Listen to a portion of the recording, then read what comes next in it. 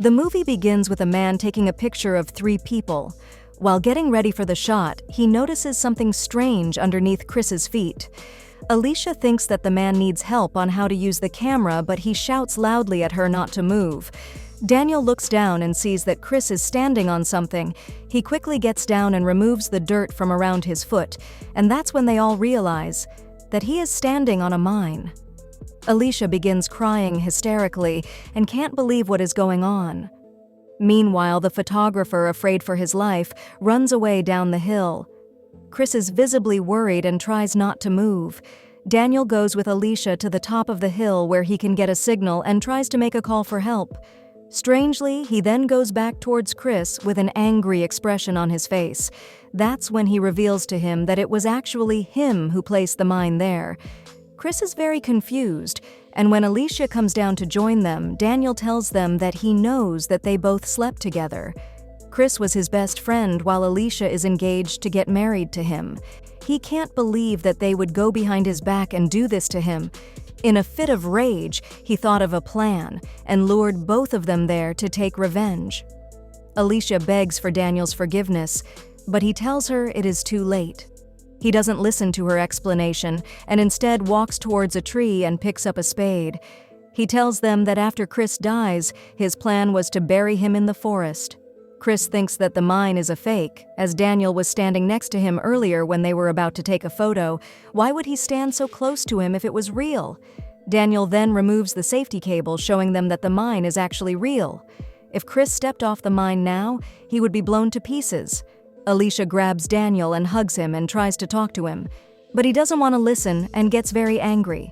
He tells them both he thought he could trust them and wanted to spend his whole life with Alicia. He then throws the safety cable away and walks off. Later, we see Daniel meeting up with the photographer who he organized and directed to make Chris stand on the mine while pretending to take a photo. Alicia stays behind and manages to find the safety cable and tries her hardest to put it back in the mine. No matter how hard she tries, she is unable to do so. She then decides to pick up a spade and starts digging a hole. Meanwhile, a hunter going past with his dog sees all the commotion and goes to have a look. Alicia tries to keep the dog away from Chris, but then the hunter arrives with his gun and orders Chris to turn around. When he tells him that he can't, the hunter shoots towards his feet. Finally, he believes them, and he goes and takes a closer look at the mine. The hunter then picks up a stone and throws it towards Chris's feet. Both him and Alicia get angry, but are unable to do anything. The psycho tells them he just wanted to make sure that they were telling him the truth. He lives around the area and was not aware of mines.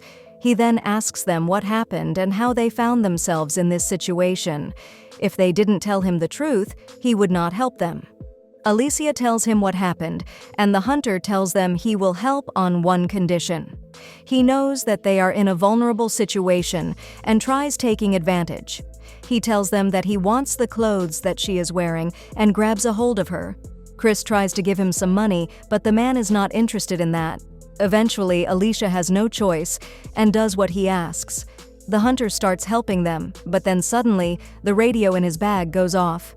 Alicia hears this and runs over, asking if she could borrow it to ask for help. Again, the hunter plays with her emotions and tells her that she can, but only one condition. He then throws the scarf she gave him on the floor and tells her to crawl and get it. Alicia gets angry and just picks it up, but again the man insists that she crawls and gets it.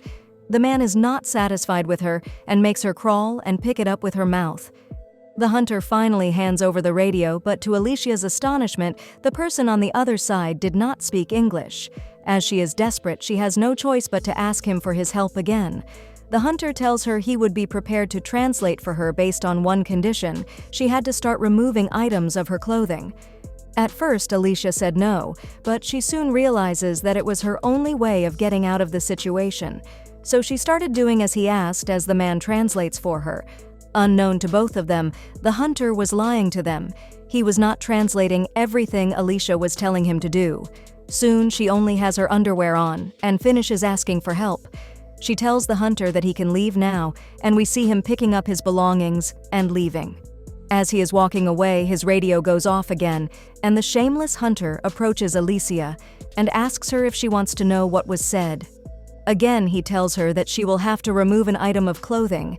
At this point, Chris gets angry and starts cursing at him. The hunter points his gun towards him and tells him to watch his mouth. Suddenly, Alicia sees her chance and makes a run for it. We then see the hunter releasing his dog, and he chases her down the mountain. The man picks up a rope and quickly follows. Next, we see Chris bending down slowly, picking up the safety cable. He then ties it around his belt and manages to pick up the hunter's gun. We then see the hunter returning with Alicia under his arm. He becomes more aggressive and warns Chris to put the gun down. Chris freezes and is unable to do anything. We see the hunter take Alicia behind the trees. Chris raises the gun, and just as he is about to take a shot, the hunter's dog comes charging towards Chris and knocks him over. The gun goes off, and unfortunately, instead of hitting the hunter, it catches Alicia. Astonishingly, somehow the mine does not go off when Chris is knocked to the floor. When Chris finally wakes up, he finds that the hunter has left with his dog. He finds Alicia lying in a ditch and holds her body while crying inconsolably. A few weeks later, we see Chris arriving at a house where he asks the woman there for assistance. The woman kindly lets him in to explain. Suddenly, we see a man coming into the house, and that's when it is revealed to be the hunter's house.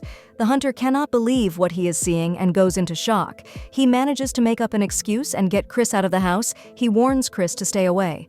When the hunter gets back home, he releases his dog, and it chases after Chris. Next, the hunter hears the dog outside and rushes out and finds blood all over the floor. Back inside the house, we see Chris taking in the dog, where he explains that it was hit by a passing car. When the hunter arrives back, he quickly picks up his gun and points it at him. Chris cleverly has already taken out the bullets and shoots the hunter in the leg. He then tells the mother and daughter to take him inside. We then see Chris order the daughter to tie up her mother. The hunter breaks down and begs Chris to stop. He tells him that he was drunk and not in his right mind when he attacked Alicia. Chris then takes a bottle of wine and takes a swing.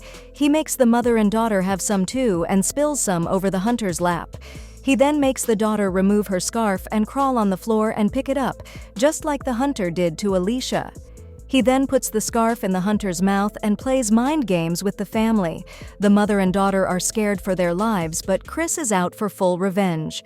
We see him put a bullet into the gun and tells his daughter she will remove an item of clothing every time the gun is fired and there is no bullet.